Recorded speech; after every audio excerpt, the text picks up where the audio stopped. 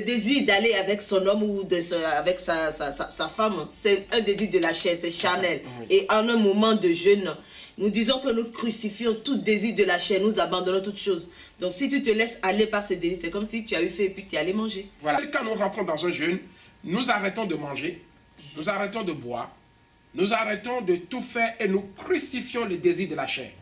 Donc l'homme qui jeûne doit savoir que tout désir de la chair doit être crucifié. Moi, en tant qu'un homme, en plein jeûne, je ne peux pas aller vers ma femme. Parce que c'est un désir de la chair. Il faut que je me retienne, je le crucifie. Bien-aimés dans le Seigneur, nous vous saluons et nous vous souhaitons la bienvenue sur CDAU TV dans l'émission Parlons Christ. Aujourd'hui, nous sommes là, comme la Bible nous recommande, de propager l'évangile au travers le monde entier. Nous sommes là aussi encore pour parler de la part du Seigneur, comme j'ai l'habitude de le dire, et d'aller encore plus en profondeur du sujet que nous avons entamé. Vous avez déjà eu 2 séances sur le jeûne. Là, nous sommes encore là pour approfondir encore le sujet sur le jeûne et la prière. Et j'ai la grâce à nouveau de recevoir pour vous l'homme de Dieu qui vous décortique la parole de Dieu. Je l'appelle le parolier de l'évangile. Et il est là pour nous parler encore sur le jeûne. Shalom, pasteur. Shalom, ma chère servante évangéliste fidèle. Amen, toujours fidèle amen. à son poste. Toujours fidèle. C'est un plaisir pour nous. Dieu a besoin des gens fidèles à leur poste. Amen. Comme Habakkuk a dit, j'étais à mon poste. Et nous avons besoin d'avoir des gens dans le ministère à leur poste. Donc, si vous avez un bonjour à dire au peuple de Dieu qui vous suivent, qui ont vraiment aimé le thème sur le jeûne et qui ne cesse de nous envoyer des messages. Amen. Bien-aimés, où que vous nous suivez actuellement, c'est encore un privilège pour moi de vous apporter ce que Dieu m'a donné comme connaissance. Et je sais que beaucoup de personnes se posent plein de questions sur le jeûne. Et en tout cas, soyez connectés, continuez à aller suivre les autres messages sur le jeûne. Donc, nous avons eu la première partie, la deuxième partie. Aujourd'hui, nous sommes sur la 3e partie. Donc, suivez les 2 premières parties pour pouvoir vraiment comprendre à quel niveau nous sommes et ce à quoi nous sommes en train vraiment de parler, de développer. Amen, amen. Donc, l'homme de Dieu, ce n'est pas quelqu'un de nouveau sur les émissions de Parlons Christ, mais néanmoins, je vais quand même le présenter. Donc, c'est le révérend Serge Agbeti, le visionnaire, le pasteur principal de l'église CDAU, sur lequel nous sommes évidemment en train de travailler sur la chaîne. Donc, aujourd'hui, nous allons approfondir encore, pasteur, Amen. Dans le sujet par rapport au jeûne. Au jeûne, oui. Voilà. Et j'aimerais que vous nous expliquiez un peu, un jeûne peut durer combien de temps? Combien de temps normalement? Est-ce que si je prends un jeûne de 40 jours, obligatoirement je dois faire les 40 jours? Ou comment est-ce qu'on peut définir le temps? Voilà. Bon, pour ceux-là qui ne connaissent pas ce que c'est qu'un jeûne, j'aimerais, avant de répondre à la question de la servante de Dieu, que jeûner, nous sommes en train de développer ce qu'on appelle le jeûne spirituel. Parce que tout le monde peut jeûner. Tout le monde. On n'a pas besoin d'être chrétien pour jeûner. Parce que le jeûne fait du bon et a des avantages sur le corps. Et la nature conseille de jeûner. Tu peux te retrouver dans une circonstance où tu n'as ni à boire, ni à manger, ni à faire quoi que ce soit. C'est une sorte aussi de jeûne. Mais le jeûne spirituel est accompagné de la prière. Il faut être conscient que tu traverses un moment où tu sais le Seigneur et que tu veux un renouvellement pour s'abstenir de la nourriture, crucifier vraiment la chair. C'est la faim vraiment de l'esprit sur la chair. Tu as faim de vivre quelque chose de spirituel. C'est pour cela que le Seigneur dit qu'on ne met pas du vin nouveau. Ce vin nouveau, c'est le renouvellement de notre esprit. C'est la puissance du Saint-Esprit. Alors, il faut que les vieilles outres soient vraiment brisées, soient cassées. Or, la seule manière de casser ces vieilles outres, c'est de chercher dans le jeûne et dans la prière et chercher l'humilité surtout. Alors, pour répondre à votre question, effectivement, les gens posent la question, combien de temps mon jeûne peut durer? Dans la Bible, nous avons vu que les gens peuvent en faire des jeûnes de 1 jour, de 2 jours, de 3 jours, et ensuite d'une semaine, de 3 semaines, de 40 jours, Ouais. et etc. Au-delà de 40 jours, bon, on n'a pas encore vu, mais les gens jeûnent et les gens peuvent aller au-delà. Et nous avons aussi expliqué les jeûnes religieux. Les jeûnes religieux, on prend tout un peuple, tout un groupe, on les recommande ce jeûne. Souvenez-vous quand il y avait eu naufrage avec Paul et c'était au temps du jeûne. Ils ont dit, donc ils jeûnaient, ils n'avaient plus la force et ils avaient dit à Paul que nous ne pouvons pas traverser ces eaux parce que nous sommes affaiblis à cause du jeûne collectif religieux que nous sommes en train d'observer. Mais Paul les a dit, ne partez pas. Il dit, non, nous allons partir. Et quand ils sont partis, effectivement, il y a eu une tempête. Et grâce à Dieu, Paul était dans... Voilà. Maintenant, pour répondre, combien de temps je peux jeûner? Sachez que le jeûne, c'est notre quotidien. Donc, on ne peut pas vivre en tant qu'un enfant de Dieu sans jeûner. Ouais. Alors, la durée du jeûne dépend de ce que tu es en train de traverser. Ok. Donc, moi, je peux l'expliquer comme ça. Donc, la durée du jeûne dépend de ce que tu es en train de traverser. Donc, si tu as à faire face à une vie de consécration, par exemple, tu peux allonger vraiment ton temps de jeûne selon tes inspirations. Parce que aujourd'hui, ce n'est pas Dieu qui va te dire « jeûne tant ». C'est toi-même qui vas sentir le besoin de se rapprocher de Dieu, où tu as quelque chose à faire, où tu vis une difficulté, tu attends la main de Dieu, tu attends une guérison, où tu veux prier pour quelqu'un, ou pour un projet, tu vois vraiment le fardeau et tu planifies ton jeûne en fonction de ce fardeau. Donc, il n'y a pas une période définie où on peut dire que, voilà, c'est une prescription spirituelle, pour cette chose, il faut faire ci. Non, c'est en fonction de ton fardeau, tu prends ton temps de jeûne. D'accord. Nous disons ça parce que nous entendons souvent le jeûne de Daniel, le jeûne d'Esther, tout ça. Et pour ceux qui ont besoin d'une grâce, comme Esther, dans le cas d'Esther, ils préfèrent prendre un jeûne de 3 jours. Et malheureusement, souvent après ces 3 jours, ils n'ont pas de résultat. Et ça amène le découragement. Oui, comme on l'a dit la dernière fois, que la solution, c'est Jésus. Et on ne peut pas se lever comme ça si déjà tu n'as aucune intimité avec Dieu. Tu ne cherches pas la face de Dieu.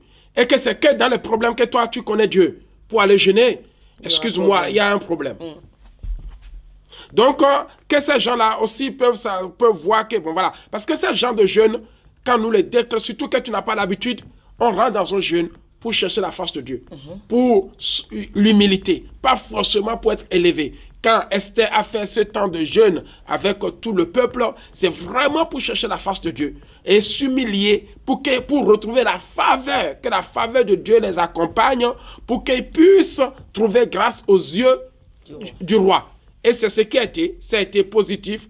Mais si cela n'a pas été positif, ça ne veut pas dire que Dieu n'est pas avec eux. Dieu est toujours avec eux. Est-ce que c'est le plan de Dieu? Je peux finir de jeûner, mais ce n'est pas le plan de Dieu parce que Dieu ne m'a pas recommandé. C'est moi-même qui ai pris ma décision en fonction de ce que je traverse pour aller chercher la face de Dieu. Mais tout à l'heure, vous avez dit, ça dépend de la situation que traverse la personne. Oui. C'est en fonction de cette situation que la personne peut décanter un jeûne. Oui. Ok, je décante un jeûne. Je continue de prier, je n'ai pas encore de solution. Je continue, c'est pas 1 an, 2 ans, où à un moment je peux arrêter et voir s'il y a un changement où je dois continuer tout le temps. Le Dieu que nous servons, il a dit que si vous vous approchez de moi, je me rapprocherai de vous. Ouais. Certainement, si ton jeûne, tu respectes les principes et les conditions et que tu fais et de cœur, vraiment de cœur, je ne parle pas de l'apparence, avec un cœur, en cherchant la face de Dieu, dans ce jeûne, dans l'humilité, dans le pardon, dans le brisement, et à vouloir maintenant prioriser Dieu dans tout ce que tu peux faire, certainement ce Dieu-là n'est pas ingrat. Il n'est pas ingrat. Il a dit, tous ceux-là qui ont foi en moi et qui prient par la foi, de croire simplement que leurs prières ont été comment? Exaucées. Et ils le verront exaucé. Donc c'est comme ça. Et ce Dieu-là opère toujours dans cette dimension. Dans cette dimension, quand on s'approche avec un cœur sincère. Il s'approche. Voilà, tu ne le fais pas par un but, ni parce que, voilà, tu es avec Dieu et un problème vient te voir, rentre dans le jeûne. Maintenant, si tu n'étais pas avec lui, un problème vient te voir, c'est là où tu cherches vraiment la face de Dieu. Là, je laisse vraiment Dieu lui-même répondre à cette question. Amen, amen. Donc, bien-aimé dans le Seigneur, voilà ce que l'homme de Dieu est en train d'expliquer. Il ne faut pas attendre à avoir des problèmes avant de rentrer en jeûne. Le jeûne doit être le quotidien du croyant. Nous devons avoir des temps d'intimité, des moments de conversation avec Dieu tout en étant en jeûne. Mais homme de Dieu, tout à l'heure, vous avez parlé des principes. Selon vous, selon la parole, c'est les principes d'un vrai jeûne. Oui, les principes d'un vrai jeûne, déjà, comme on l'a dit tout à l'heure, que ça dépend. Nous avons vu des gens comme Esdras dans la Bible qui a fait un jeûne parce que le peuple a péché. Donc, voilà, il y a un bon principe qui est là. Le peuple a péché. Nous allons le lire même dans le livre de Ésaïe chapitre 58, où on nous parle du vrai jeûne. Le terme, c'est le vrai jeûne. Le vrai jeûne. Le vrai jeûne. Que nous dit Ésaïe 58, verset 1er, dit « Crie à plein gosier et ne te retiens pas. Élève ta voix comme une trompette et annonce à mon peuple ses iniquités. À la maison de Jacob, ses péchés. Tous les jours, ils me cherchent. Ils veulent connaître mes voies, comme une nation qui aurait pratiqué la justice et n'aurait pas abondamment la loi de son Dieu. Ils me demandent des arrêts de justice. Ils désirent l'approche de Dieu. Que nous sert de jeûner si tu ne le vois pas? Donc, si tu vois que tu jeûnes et que tu ne vois pas la chose, ben arrête. Donc, ce qui veut dire que le principe n'est pas respecté. Parce que tu es dans le jeûne, mais tu as oublié qu'il faut crucifier la chair. Il faut pardonner quelqu'un. Le principe d'un vrai jeûne réussi, c'est le pardon déjà. Examine ta vie. Examine ta vie. Dieu commence par là. On ne peut pas rentrer dans un jeûne si auparavant tu as des problèmes avec ton oncle, ta tante et ton ex-mari, quelqu'un que tu n'as jamais pardonné, et tu rentres dans le jeûne pour chercher vraiment la solution à quelque chose. Non, c'est impossible. Le jeûne se brise. Ça, c'est le premier principe. Donc, il faut rentrer dans le jeûne dans le but d'aller chercher la face de Dieu, c'est-à-dire que Dieu te pardonne déjà. Vous voyez, à son verset 4, il dit quoi? Voici, vous jeûnez pour disputer et vous querellez. Vous frappez méchamment du poing. Vous ne jeûnez pas comme le veut ce jour pour que votre voix soit entendue en haut. Est-ce là le jeûne auquel je prends plaisir? Un jour où l'homme s'humilie son âme, courber la tête comme un jonc et se coucher sur les sacs et la cendre. Est-ce là que tu appelleras un jeûne, un jour agréable à l'Éternel? Donc, Dieu ne veut pas que dans le jeûne, nous ayons encore des antécédents de disputes, des antécédents de problèmes non résolus. Donc, quand tu rentres dans ce jeûne-là, c'est pour rompre ces liens. Parce que le Saint-Esprit va venir pour renouveler ton être intérieur. Donc, le premier principe pour moi, c'est de comprendre que quand je vais rentrer dans ce jeûne, tous ceux-là que je n'ai jamais pardonnés, je dois les pardonner. Le deuxième principe, savoir que quand si je rentre dans ce jeûne, je dois avoir un temps de prière. Si je n'ai pas planifié ma vie pour avoir un temps de prière, ça, ce n'est pas un jeûne. Voilà, c'est faire semblant de dire, moi aussi je jeûne, mais tu ne jeûnes pas. Parce que le jeûne doit être accompagné d'une vie abondante de prière. Tu dois trouver un temps, voilà, pour chercher vraiment la face de Dieu, pour prier. Tu ne peux pas rester une journée en disant que je jeûne sans prier. Ça ne sert à rien d'être appelé ça jeûne. Voilà, ça c'est exactement ça, c'est le deuxième principe. Et le troisième principe, c'est de chercher maintenant, dans ce jeûne, à plaire à Dieu. Voilà, si tu n'es pas prêt que Dieu te recommande, parce que quand tu rentres dans le jeûne, c'est pour que Dieu te parle. Oui. Certainement, il va te parler sur un but. Donc, il faut venir vraiment avec un cœur libre pour laisser Dieu maintenant te parler et agir en ta faveur. Amen. Donc, bien aimé, voilà les principes du jeûne. Des fois, nous jeûnons, mais nous n'avons pas de solution, simplement parce que nous n'avons pas compris les principes d'un vrai jeûne. Le jeûne qui rend notre prière favorable à Dieu. Nous passons souvent à côté de ces principes. Et voilà, l'homme de Dieu vient de le dire, il faut le brisement, il faut le pardon. Exactement. Et à être à l'écoute de Dieu. Alléluia. Donc, nous allons parler, homme de Dieu, du jeûne entre couples. Ah. C'est un sujet très très fondamental qui bouleverse les couples aujourd'hui, qui bouleverse l'Église aussi. Et souvent les hommes de Dieu, on les accuse de ceux qui ne sont même pas témoins de quoi que ce soit, on les accuse. Un autre couple, est-ce que lors d'un jeûne, les deux peuvent s'unir, enfin... Ok, c'est un sujet très capital. Vous qui nous suivez, je pense que c'est très très bien aujourd'hui pour instruire l'Église sur ce point. Dieu veut que l'homme et la femme soient comment? Un, soient une seule chair. Oui. Et Dieu veut aussi que l'homme et la femme restent ensemble. Oui. Voilà, et aujourd'hui, où est le problématique? C'est-à-dire, parfois dans nos églises, les couples sont séparés. L'autre prie dans l'autre église, l'autre aussi prie dans l'autre église. Maintenant, pour en arriver là, parce qu'on va en arriver, l'essentiel dans un couple, tout ce qui a rapport avec le jeûne ou le spirituel, la Bible dit que les deux devraient se concerter. Vous voyez? Voilà. Oui, l'autre doit dire à l'autre ce qu'il veut faire, l'autre aussi doit dire à l'autre ce qu'il veut faire. Un couple, il n'y a pas de problème. Un couple où les deux viennent dans la même église, un couple qui reçoit les mêmes instructions de la part du pasteur, parce que quand je lance, par exemple, un temps de jeûne, donc les deux sont à l'église, ils savent qu'ils sont en train de jeûner, on n'a pas ce genre de problème. Maintenant, la question est de savoir à quel moment le devoir conjugal de la femme doit se faire pendant le jeûne. Oui. Est-ce que c'est autorisé? Voilà, il y a des pasteurs aujourd'hui qui peuvent dire il faut faire un jeûne sans intimité, quoi. C'est normal parce que le jeûne, ce n'est pas pour aller pécher, c'est pour la sanctification. Oui. Donc si tu n'es pas marié déjà, ou tu vis déjà dans une relation qui est illégale et que tu es en train de gêner, et que tu es en train de souiller encore le corps, sache que ce jeûne, voilà, n'aura pas d'efficacité. Voilà, parce que déjà tu es dans une situation illégale et tu dois remettre ta situation à l'ordre. Donc tu es en train de jeûner, demande à Dieu, permets-moi de remettre ma situation à l'ordre.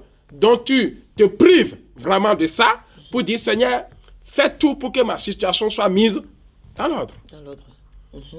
Et Dieu peut agir d'une manière ou d'une autre. Maintenant, pour un couple, je pense que pour être sage, parce que moi aussi je suis un couple, donc je suis bien placé pour vous le dire, exactement. Donc dans un couple, quand il y a le pasteur dans une église a recommandé un jeûne, le devoir conjugal de la femme vers son mari marié, il n'y a pas de problème.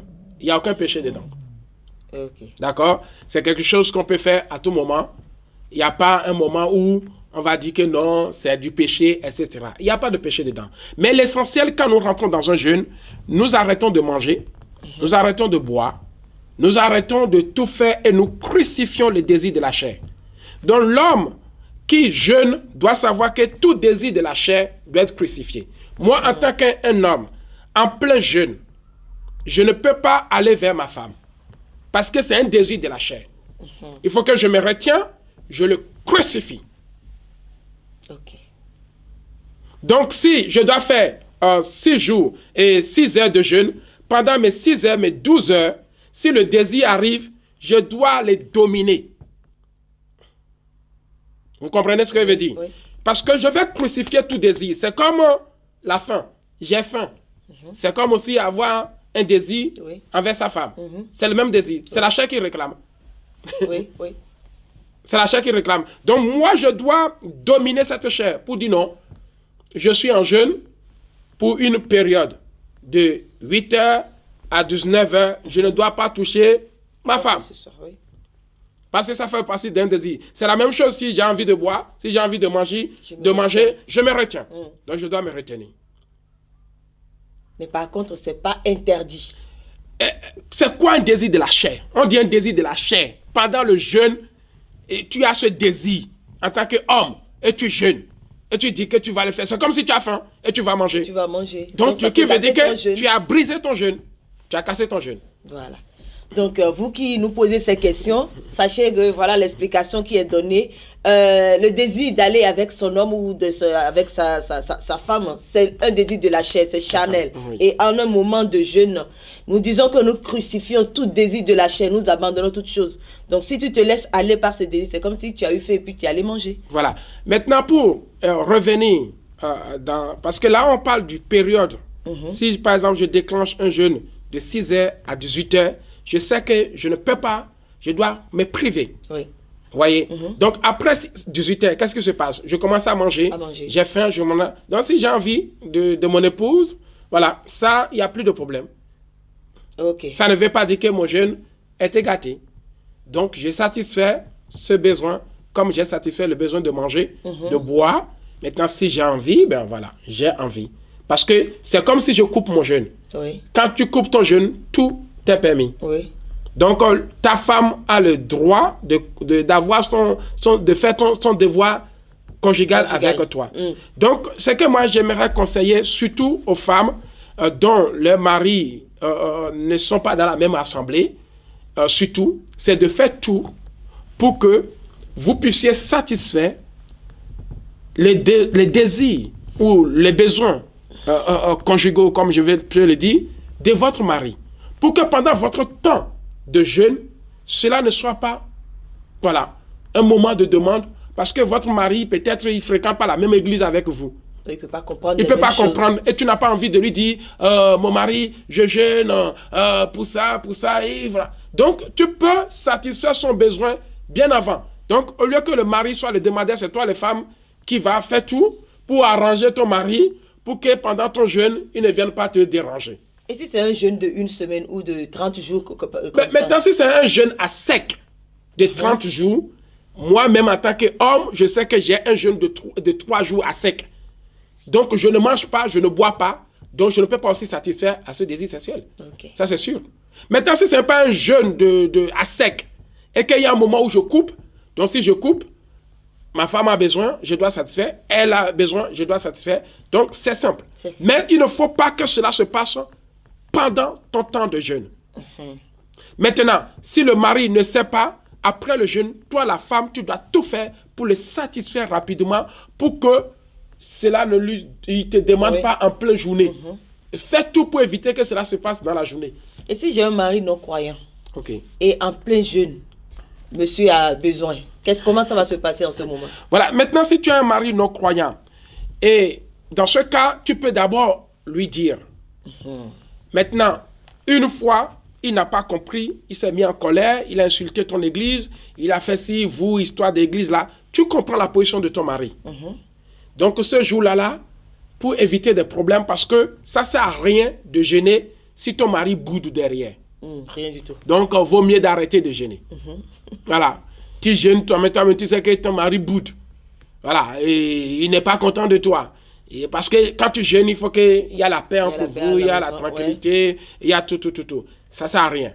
Voyez? Maintenant, si tu essaies une fois, tu vois que ton mari ne t'a pas compris la première fois. Donc, tu essaies de dire, ok, ce n'est pas grave. Parce que, voilà, c'est un jeûne recommandé par l'Église. Bon, ok, je ne l'ai pas fait. Il n'y a pas de péché à ça. Si tu ne fais pas un jeûne communautaire, il n'y a pas de péché à cela. Ne vous culpabilisez pas. Dieu lui-même sait pourquoi tu ne l'as pas fait. Maintenant, si tu t'es forcé pour te retrouver au même titre que les autres, ce n'est pas grave. Au moins, tu as fait des efforts. Mais sache que moi, je ne suis pas Dieu pour juger. Donc, il n'y a que Dieu qui peut juger. Maintenant, la deuxième fois, comme tu connais déjà que ton mari n'aime pas des choses comme ça, à toi d'éviter maintenant de lui en parler et de faire, comme j'ai donné tout à l'heure, tout pour le satisfaire. Avant ton jeûne, si ton jeûne commence à 6 heures, ben satisfais-le avant quoi. Et pour que la journée, tu puisses savoir, maintenant s'il te demande, ben excuse-moi, ce soir, je n'éviterai pas de venir vers toi, si tu peux te tranquilliser, sans pour autant lui expliquer les raisons et les pourquoi. Mais si tu lui expliques, et il veut vraiment te faire montrer ça, c'est pendant le plein jeûne là, que lui, là, il va vouloir. Juste pour t'embêter. Pour t'embêter, pour bloquer ton jeûne, ta concentration. Donc, bien-aimés dans le Seigneur, voilà, vous avez tout compris sur le jeûne des couples. Il y a toujours ces questions que les gens ne comprennent pas.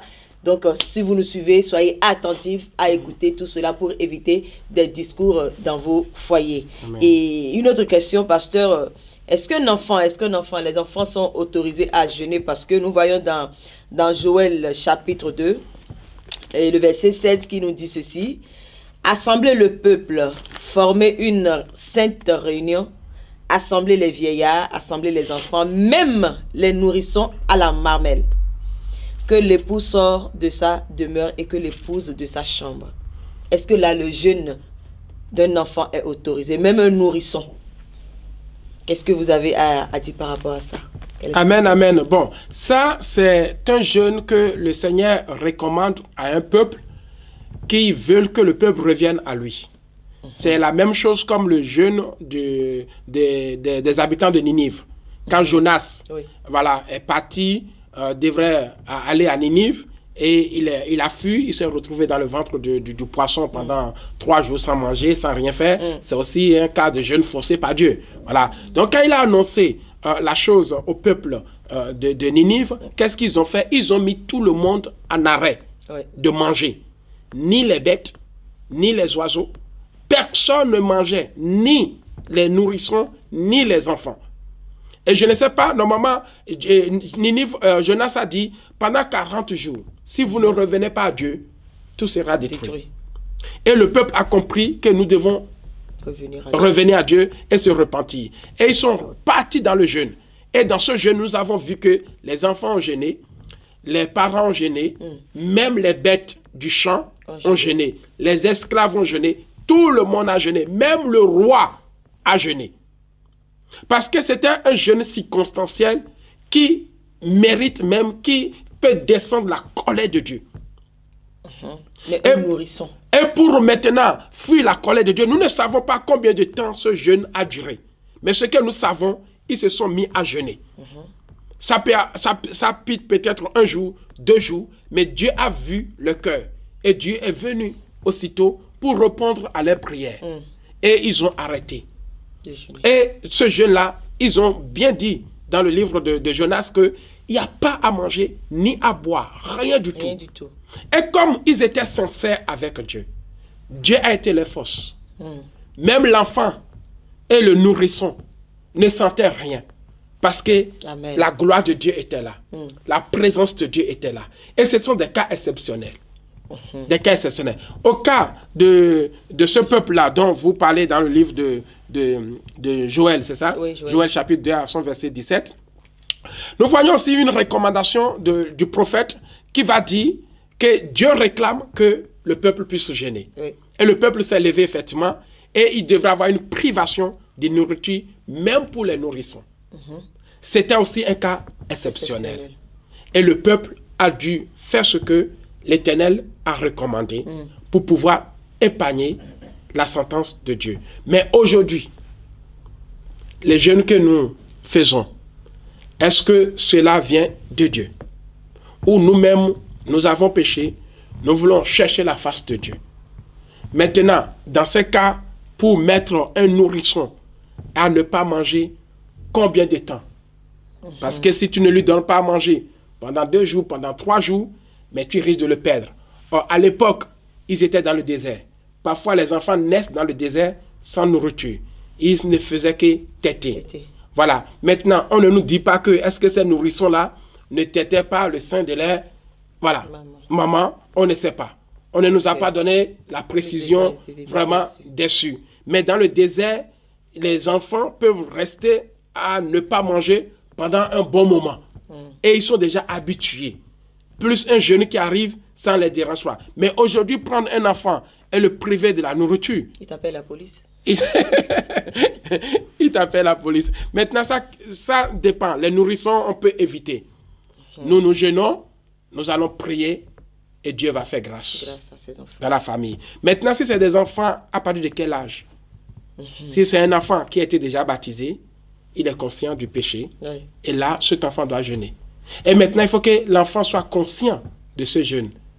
S'il rentre dans un jeûne habituel, parce que tout le monde le fait, la famille le fait, etc. Voilà. Maintenant, il cherche quoi? Est-ce qu'il cherche vraiment un renouvellement de l'esprit? C'est encore autre chose. Maintenant, si c'est un péché familial, l'enfant se connecte aussi au groupe de la famille. Maintenant, si c'est les enfants qui ont besoin de développer une intimité, une relation, de pardonner quelqu'un et qui jeûnent, donc ces enfants-là sont conscients. Et ce sont des enfants qui ont déjà baptisé ou à l'âge de la puberté ou des choses comme ça. Donc, à ce niveau-là, oui, un enfant à ce niveau peut jeûner. Mais quel type de jeûne? Est-ce que ce serait un jeûne à sec? Je ne pense pas. Donc, ce serait un jeûne partiel où il peut manger ci ou ça, ou un jeûne naturel, ou un jeûne aussi total. Le jeûne total, c'est quand on ne boit pas, quand on ne mange pas. Et le jeûne partiel? Le jeûne partiel, c'est quand on peut... Daniel a fait le jeûne partiel avec le peuple. Donc, il ne mangeait ni viande, ni vin, mais il mangeait que des légumes. Voilà, ça c'est des jeûnes partiels. Pendant un temps, tu manges que des légumes, jusqu'à quand? On ne sait pas. Parce qu'en ce temps-là, c'était le décret du roi. Et ils ont décidé, aussi longtemps que le décret sera, quelle que soit la durée du décret, nous, on continuera toujours à manger des légumes et des mets délicats. Amen, amen, amen. Donc voilà, plus d'éclaircissement par rapport au verset 16 du chapitre 2 du livre de Joël. Donc c'est sur cela que nous allons clôturer notre émission. Et je vais demander à l'homme de Dieu s'il a un dernier mot à dire au peuple de Dieu par rapport à tout ça.